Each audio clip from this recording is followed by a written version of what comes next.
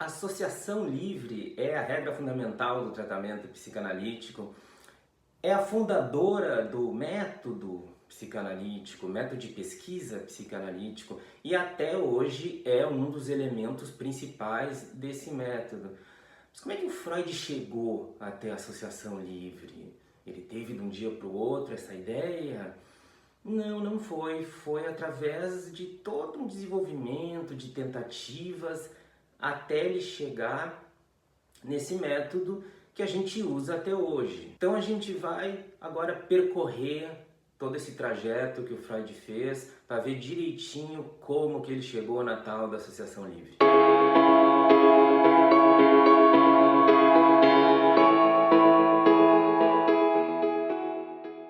Agora há pouco eu publiquei um rodapé psicanalítico sobre associação livre, onde eu falei rapidamente desse trajeto feito pelo Freud, e aí eu tive a ideia de falar sobre isso, mas agora com bem mais calma, trazendo bem mais os detalhes para a gente entender direitinho como que foi feito esse processo, porque eu acho que é uma coisa importante a gente ver de onde coisas que a gente faz até hoje, elas surgiram e como elas surgiram. Eu sou Juliano Corrêa, psicanalista, doutor em teoria psicanalítica.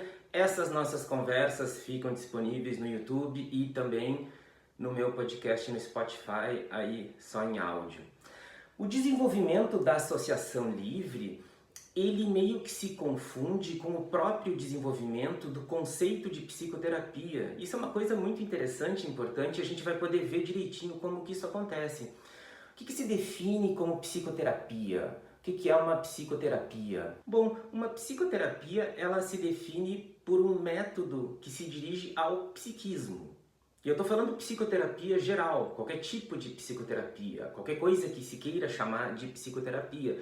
No caso da psicanálise, a gente tem até hoje, eu falo até hoje porque o meu foco aqui, hoje, nessa conversa, é a psicanálise clássica, que continua valendo, a gente continua usando, só fico fazendo essa diferenciação porque outras coisas foram surgindo e modificando e tal. Mas no caso da psicanálise, o objetivo é o quê? É o inconsciente, é um tratamento que se dirige ao inconsciente.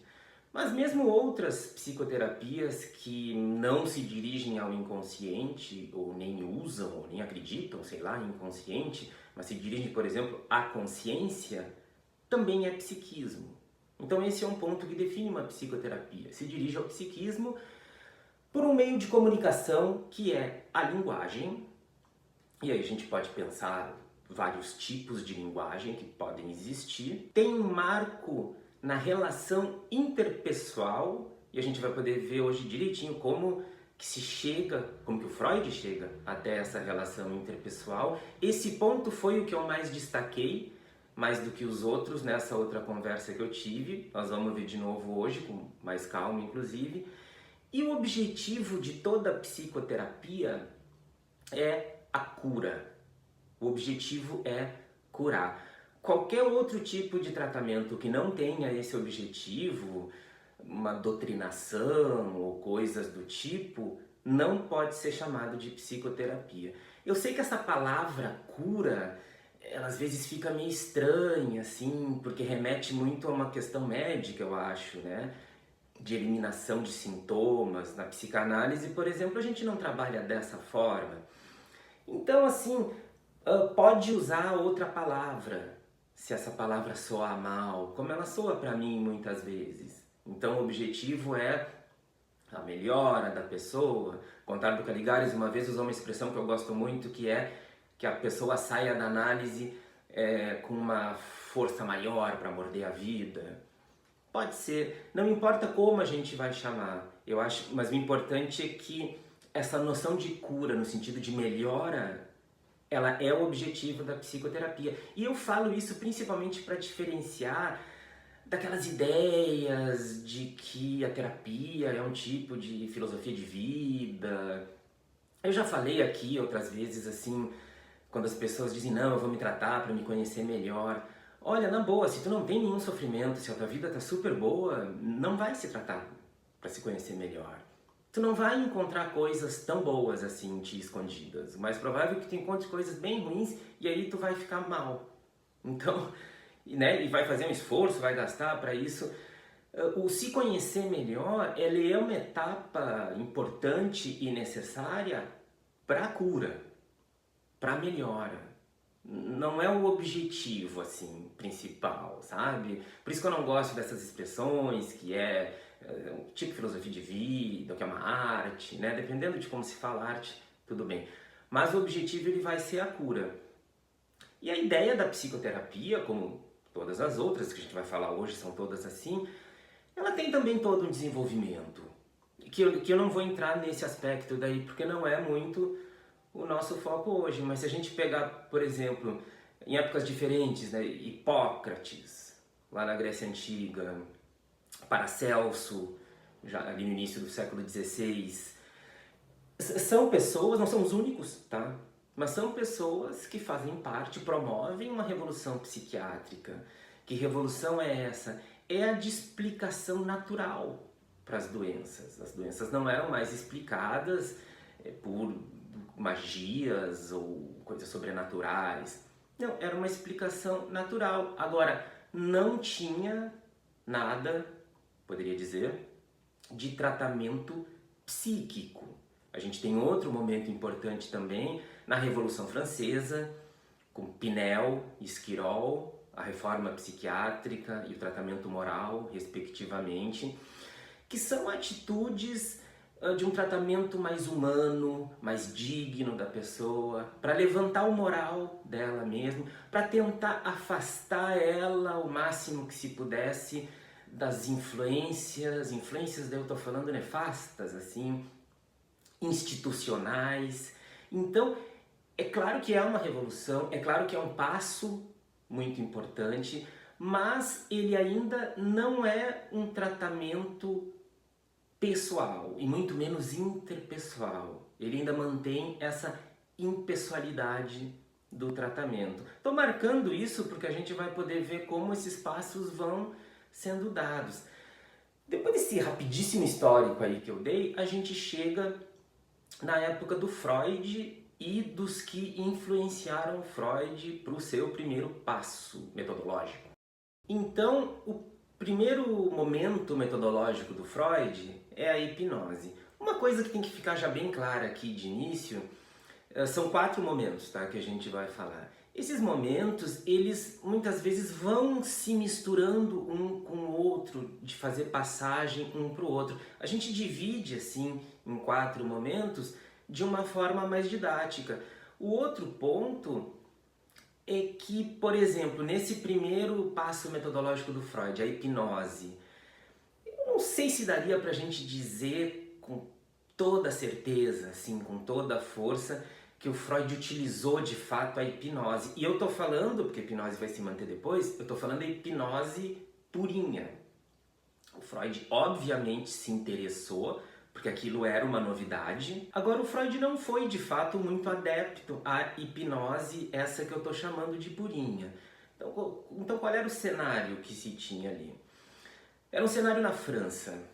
O Liébaud e o Bernheim, que teve muita influência no Freud, eles formaram em Nancy uma escola de hipnose que rivalizou com a outra escola na França também, em Salpêtrière, que era do Charcot, Jean-Martin Charcot, que teve uma influência maior ainda no Freud. O Freud ele vai para a França, enfim, estudar com Charcot, ver o que o Charcot estava fazendo. Ele fica altamente impressionado, ele escreve nas suas cartas para Marta, que era então noiva dele, de que nenhum outro homem tinha tido o impacto que o Charcot teve nele. Quando o Charcot morre, Freud escreve uma nota que está nas obras completas dele, muito bonita em relação ao Charcot. Então era uma pessoa que ele admirava muito. Qual era a rivalidade que essas escolas tinham? O Liébaud, ele tinha um intuito mais terapêutico, no sentido de tratar, no sentido de tentar curar as pessoas. Mas era um tratamento onde a pessoa recebia passivamente a cura. Mais ou menos como a gente poderia dizer que são hoje as curas médicas, ou boa parte delas. pelo menos.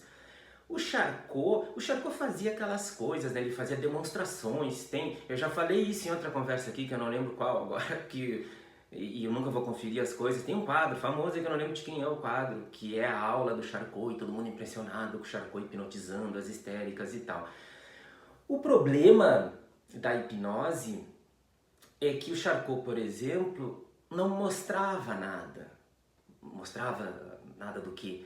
Não mostrava nada da origem da doença. De onde é que vem essa doença? Por que se tem a histeria? Ele só retirava. Ele retirava o sintoma da histérica. Isso que eu estou falando agora, e eu vou falar coisas desse tipo sobre os outros métodos, dá a sensação como se eu estivesse dizendo assim, isso aí não valia nada, isso é uma besteira e tal. Eu não sei, talvez a gente possa pensar isso com o que a gente tem hoje. Talvez daqui a 100 anos alguém pense a mesma coisa sobre o que a gente está fazendo hoje. Mas não é desdém, tá? O que o Charcot fazia era uma coisa super revolucionária, super nova. Por isso que o Freud se interessou. O Freud não se interessava assim por qualquer coisa que já era conhecida ou que já era feita. Mas então, por causa dessas limitações, era um método que apontava para coisas muito importantes, mas não fornecia aquilo que o Freud queria. O que ele queria? Ele queria saber a origem. Tá? A gente vai falar ainda disso. Isso era muito forte nessa época. Acho que tem momentos que o Freud alivia um pouco aqui e ali, mas ele nunca abriu mão desse objetivo, de ver a origem da histeria. E a questão de tratar também, de poder curar a pessoa. A hipnose não oferecia isso. Então, o Freud passa para um segundo momento desse percurso metodológico. O segundo momento é o chamado método catártico. A palavra catarsis, aí com H, ela vem do grego e ela era usada por Aristóteles. A catarsis, ela tem um sentido de purgação. O Aristóteles usava essa expressão para falar sobre o que acontecia com as pessoas quando elas viam uma tragédia. Tragédia no teatro, não a tragédia acontecendo assim. Que era nesse sentido de tu ver a encenação da tragédia e aí, enfim, por algum processo de identificação, aquilo servir para te fazer algum tipo de purgação emocional. O Freud, já junto com o Breuer, né, Breuer que era um médico mais velho que o Freud, que tinha até aspectos paternais assim para o Freud, eles estavam trabalhando juntos com esses objetivos de, enfim, desvendar os mistérios da histeria, e eles cunham esse termo, usam esse termo da catarse em 1893, um texto que eles escrevem juntos, a comunicação preliminar. E eles escolhem esse termo porque eles achavam que ele exprimia da melhor maneira o que acontecia, o efeito de uma abreação. E o que é uma abreação? As palavras assim diferentes que estão sendo usadas. Abreação remete à fisiologia do século XIX e que tem a ver com um tipo de reação linear do arco reflexo. Sabe o arco reflexo? Lembra do arco reflexo das aulas de física? Que tem um estímulo e uma reação a esse estímulo, uma reação muscular. É o teste aquele, sabe, do joelho, com o martelinho, que dá uma martelada no joelho e tu dá um chute. Esse esquema do arco reflexo. É o mesmo esquema, de forma geral, que o Freud usa na primeira teorização do aparelho psíquico dele, na primeira tópica, na interpretação de sonhos. Tem uma outra conversa que a gente teve aqui, bem nos inícios, que se eu não me engano eu falo disso. O Freud, juntamente com o Breuer, eles escolheram inclusive esse termo na ideia de que isso dava um estofo científico para o que eles estavam fazendo. O que é uma coisa muito interessante. Tudo bem que nessa época o Freud estava muito envolvido nessa questão mais fisiológica. Ele escreve o projeto para uma psicologia científica nessa época, né? Muita gente escreveu projetos de psicologia científica nessa época. Claro, depois ele vai ter a mudança toda de linguagem, de terminologia e tal, mas é um tipo de herança de base, essa fisiológica, biológica e química, que ele nunca abre mão. Ele nunca abre mão. Até o fim da obra dele, ele continua com isso.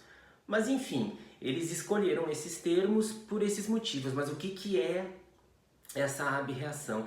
A abreação, ela é uma reação, né, emocional a certo acontecimento. Que reação? Bom, pode ser qualquer tipo de reação, pode ser uma crise de choro, pode ser que nem o Freud fala na comunicação preliminar, vingança. Alguém faz alguma coisa pra ti, tem algum acontecimento, tu se vinga. Parece aquele meme, sabe? Só faz terapia quem não se garante na vingança, né? Mas o Freud diz que a vingança, que ele dá como exemplo, seria uma reação adequada. Isso aí não tem a ver com psicoterapia, tá? São reações, coisas normais da vida. E a ideia que ele coloca é que, tendo essa reação adequada, como por exemplo a vingança, que ele diz que seria adequada, o afeto ligado a esse evento, ele desapareceria. Isso quer dizer o quê? Quer dizer que a pessoa seguiria de boas, né? Se vingou, tá tudo bem. Eu vou falar ainda no decorrer sobre essas coisas, mas assim, não sei o que tu acha, eu acho altamente questionável essa afirmação. Não sei se tu já se vingou de alguém alguma vez na vida, mas assim, é claro que provoca alívios, pode até, uma coisa que seria importante evitar, sintomas mais graves no futuro, eliminar o afeto eu acho meio demais, né? E mesmo que tu não vá desenvolver sintomas, tu ficar bem e melhorar de fato com aquilo, eu acho um exagero também. Mas enfim, voltando. O problema então seria quando, a partir de algum evento, não acontecesse a aberração. Isso geraria o sintoma.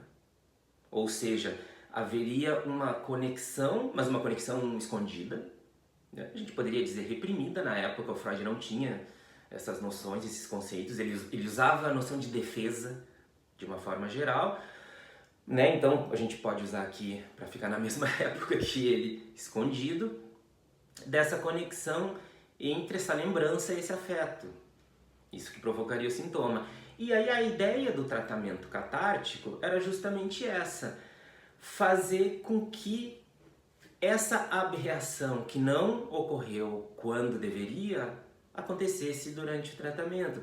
Só que daí o Freud deixa bem claro, né? Até para pegar esse exemplo dele que eu estava usando, não é que no tratamento daí a gente vai, sei lá, pilhar a pessoa para que ela se vingue, né? Não.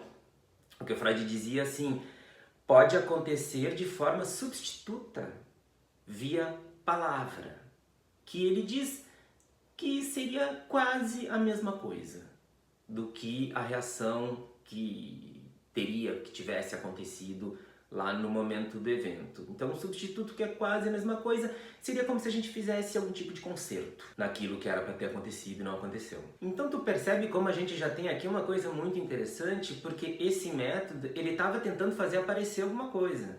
Aparecer o quê? A origem.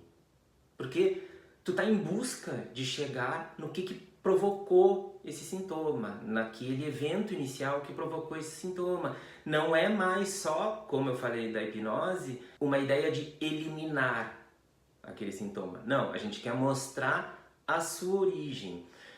E por que isso que o Freud e o Breuer chamavam de dissociação da consciência acontecia? Essa separação entre o evento e a lembrança.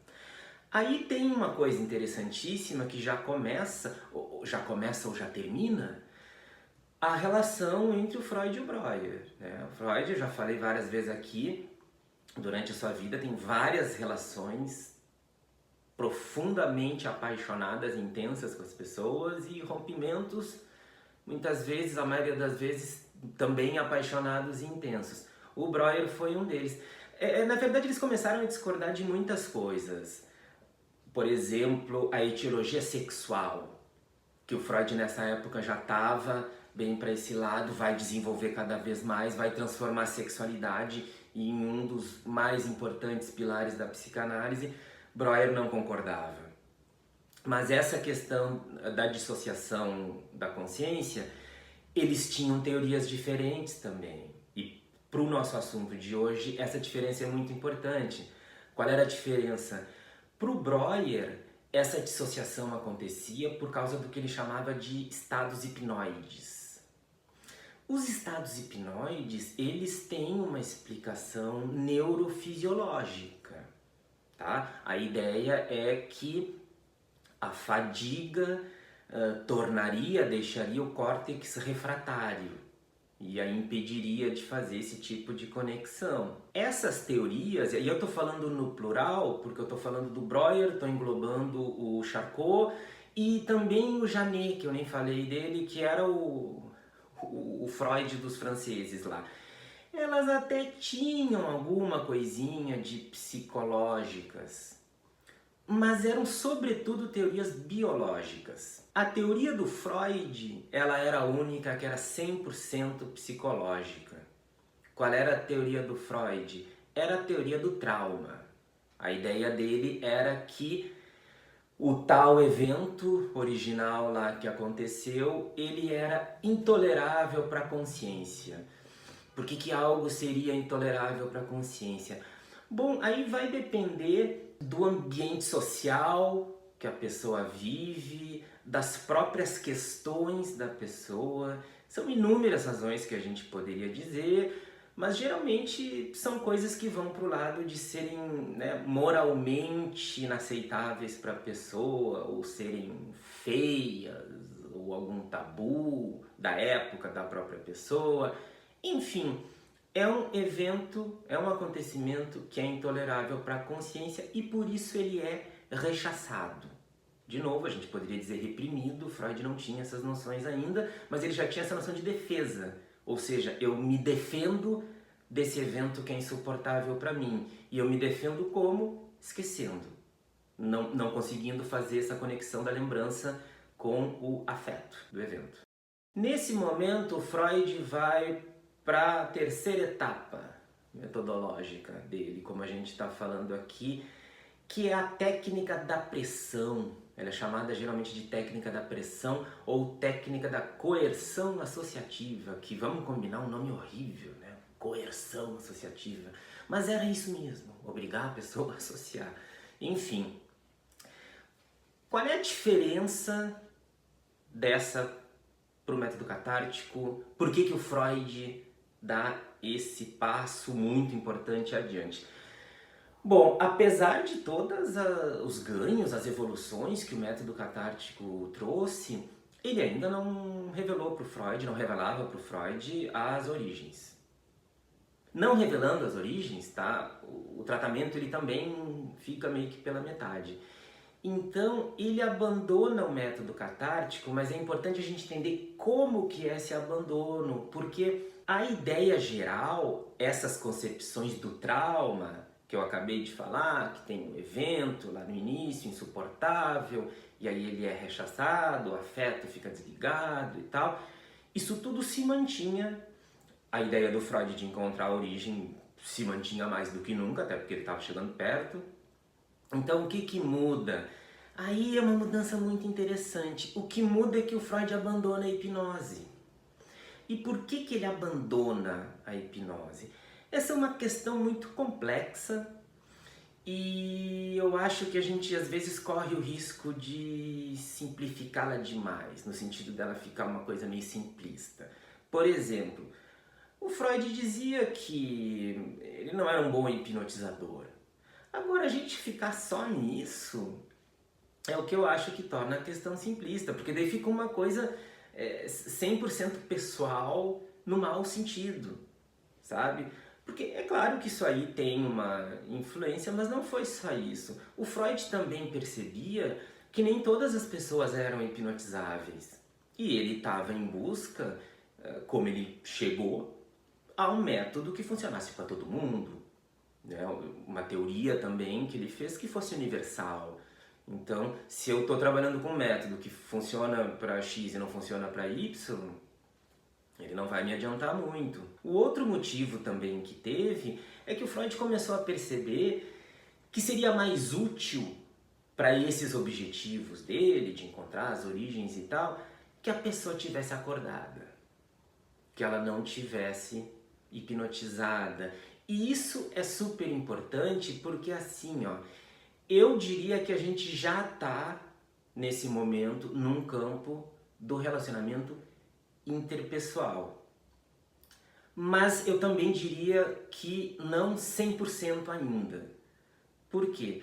Porque tu já tem duas pessoas ali, agora assim, acordadas e trabalhando juntas, mas eu acho que nesse momento o paciente ainda está numa posição mais passiva. Por quê? Porque olha só, vamos ver como que funcionava esse método.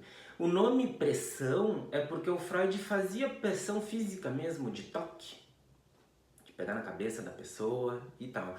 Coerção associativa, que essa frase, esse termo que eu disse que eu acho tão ruim assim, é porque era tipo um interrogatório às ganha, sabe? O Freud ficava questionando a pessoa e, enfim, pilhando ela, incentivando, incitando ela a lembrar. Lembrar do quê? Do tal do trauma lá, do evento traumático. Porque ele acreditava que, né, se a pessoa fizesse força, ela conseguiria lembrar. Né? Parece coisa de coach hoje, né? Que se tu quiser, tu consegue. Assim, de novo, que nem eu falei lá, falei da hipnose, né? Falei do Charcot e eu disse que eu ia falar de novo sobre isso. Eu acho esse método terrível, tá? Mas assim, o que eu vou repetir o que eu falei antes, eu não é uma crítica assim no mau sentido. Ele era, como as coisas que estavam sendo feitas antes, revolucionário. Eram tentativas e nesse momento o Freud está aqui, ó, bem pertinho de chegar na associação livre. Eu só estou falando, eram tentativas que se fazia, né? E não dava certo. Estou dizendo da gente pensar hoje. Se fosse comigo de alguém insistindo para que eu lembrasse alguma coisa, aí que eu não ia lembrar nunca. Eu ia ficar nervoso, não ia conseguir pensar em nada. Então eu não vejo muito como que essa pressão poderia funcionar da mesma forma que a abreação, que a catarse, que inclusive, pequeno parêntese, importante dizer, a abreação é uma coisa que, obviamente, hoje ela deixou de ser, como era no método catártico, o centro do tratamento, o objetivo principal do tratamento, mas ela existe ainda. A abreação existe ainda nos tratamentos hoje. Porque, e aí depende de pessoa para pessoa, né? Para algumas pessoas isso pode ser mais ou menos importante e ocorre num tratamento essa abreação, essa descarga emocional. Vai me dizer que não é comum uma pessoa numa psicoterapia ter daqui a pouco uma crise convulsiva de choro. Então assim, isso continua existindo. Outro motivo também é porque, como eu falei lá no início, né, se a gente pensar na psicanálise clássica, ou que nem o Ogden chamou na psicanálise mais epistemológica, se trabalha de forma principal ainda com ideias de rememoração, repetição e elaboração e esse tipo de coisa. São tipos de abreações. Então, tu entende o que eu estou falando? Se mantém dessa forma. Sabe? Talvez mais secundária, modificada e tal, não é mais a estrela principal, como era no método catártico, mas ainda se mantém.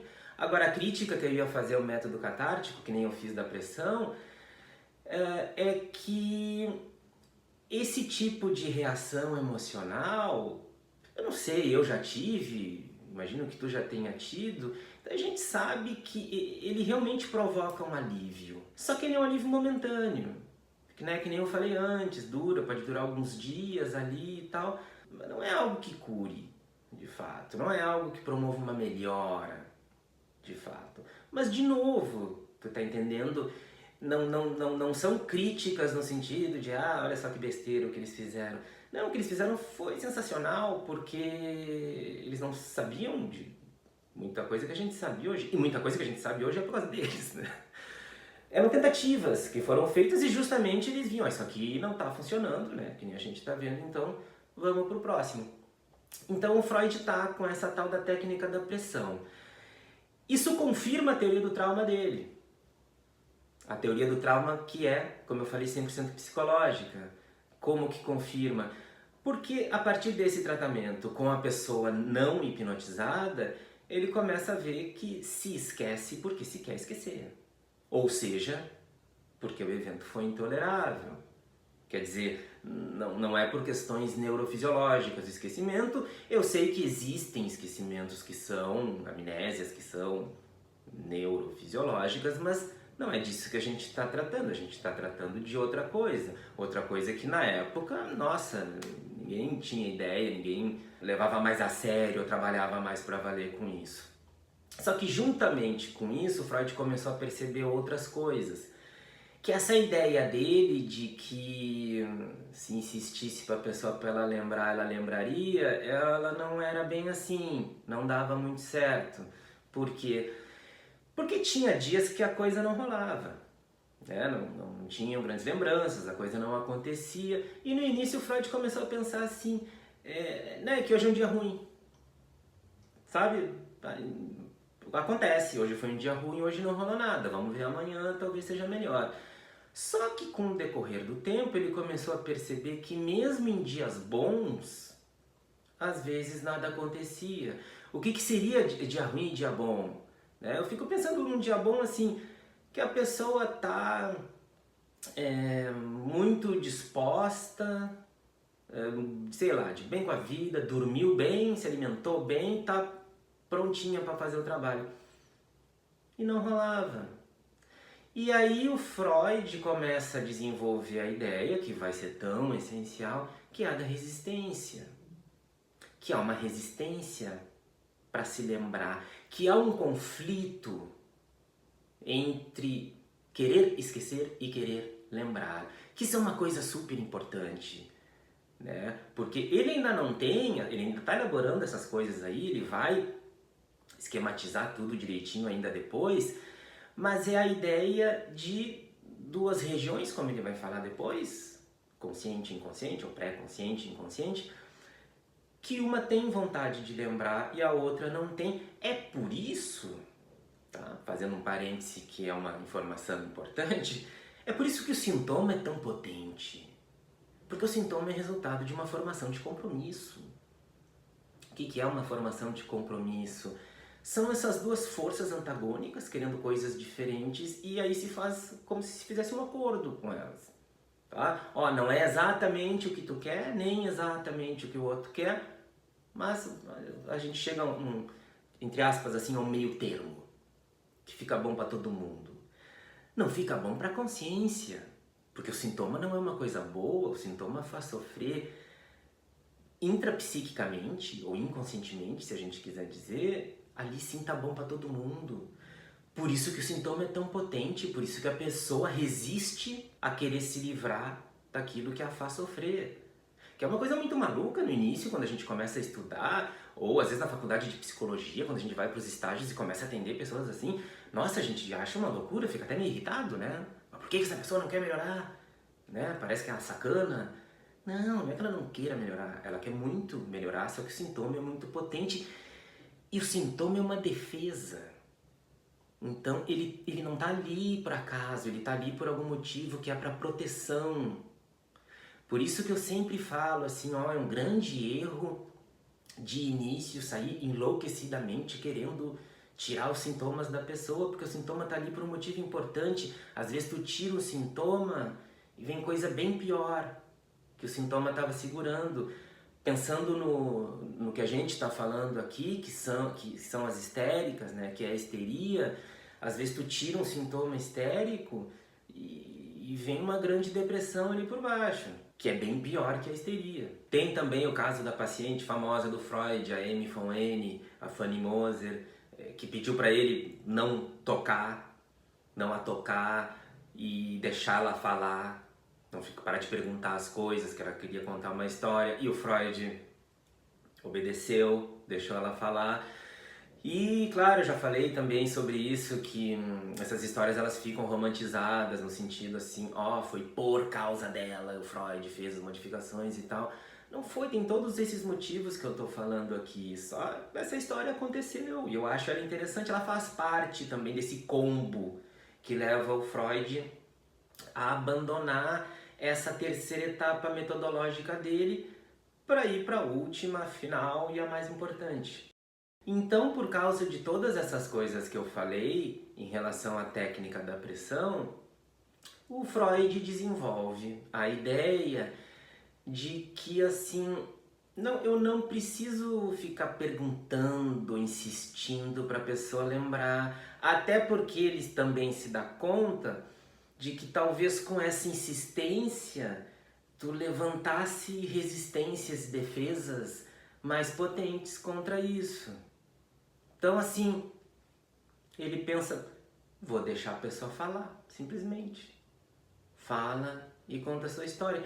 Claro, porque além dessas coisas que eu falei, ele começou a perceber que, e junto com isso tem a teoria sendo desenvolvida, toda a noção de inconsciente, mas ele começa a perceber que tropeços acontecem quando a gente começa a falar.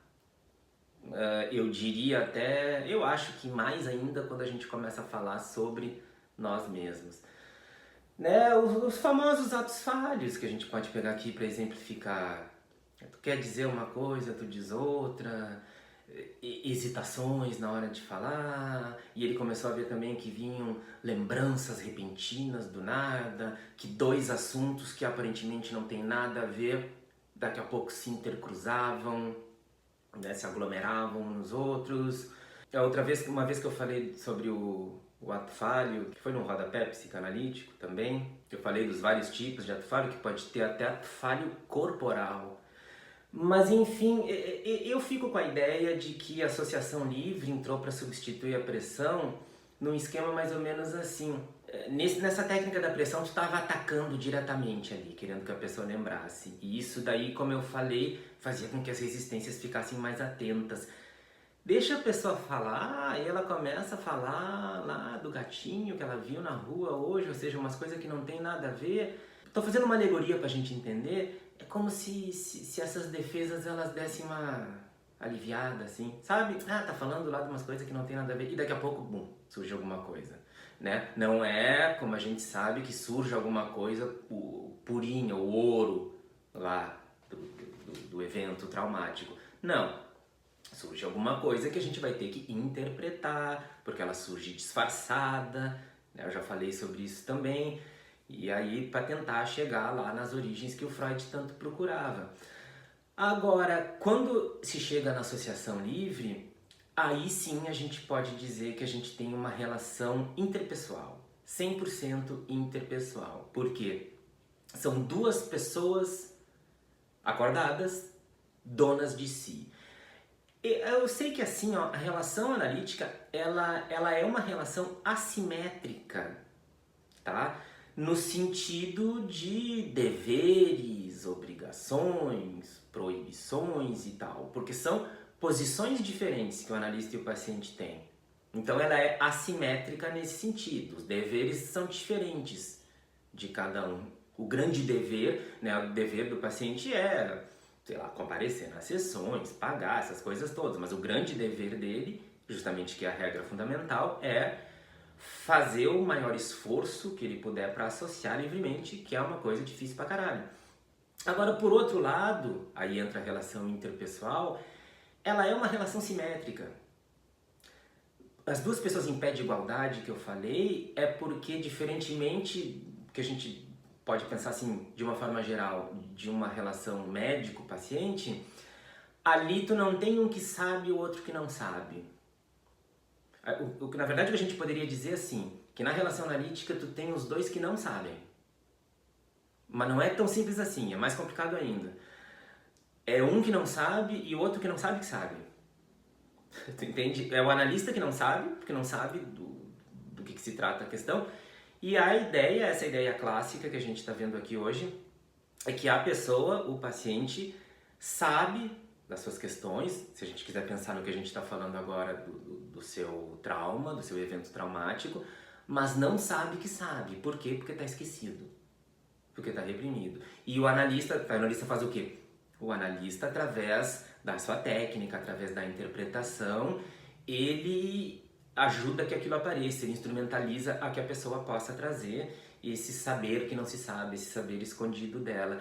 Então, aí tem uma relação de simetria, né? Ela é assimétrica no trabalho que cada um faz, mas ela é simétrica no sentido que os dois trabalham juntos. Um depende do outro. Né? O analista só é analista porque tem seu paciente. Então, que é a coisa, né, que a gente pode dizer que eu chamo da psicanálise ser coisa de dois.